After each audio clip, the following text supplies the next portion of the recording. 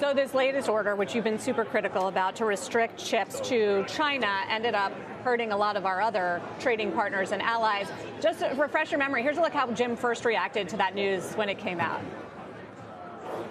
This is just what I call maybe the most abusive of an otherwise really stellar period for the Commerce Department. It's a shame that this may be a legacy because, holy cow, has Jensen Huang, the CEO of NVIDIA, Lisa Su, the CEO of AMD, but all the Lam researchers, the AMATs, they've played ball, they've done everything right, and it's not been enough. And this endless foray over and over with new things.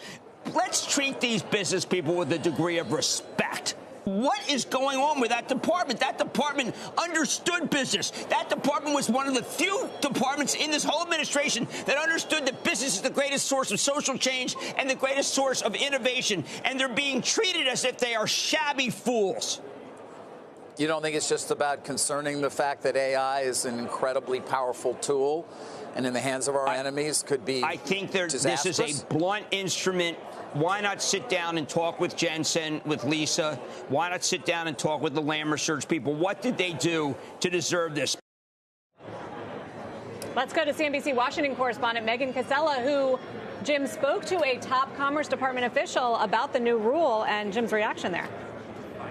Hey, Sarah, that's right. So remember, these were just the latest in a series of restrictions on chip exports that Commerce has released over the past few years. But while other restrictions have focused on limiting the sales of chips directly to China, these limited the specific countries where sharing of chips is unrestricted, narrowing it to just 18 countries, as Jim was talking about there. And he wasn't the only one upset by this. NVIDIA, for example, was warning this week that global progress on AI is now in jeopardy because of the rule. But I asked the head of the Export Controls Office yesterday about this criticism, and he says that the rules thread the needle between national security and business.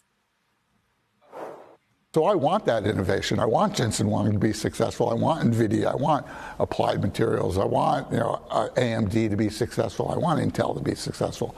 Obviously, we're doing that on the chip side too. And I don't think that the rules we've put in place are actually going to impact that as much as they think. Yeah, absolutely. Is there something companies... And I'd be happy to talk to Jim Cramer about that.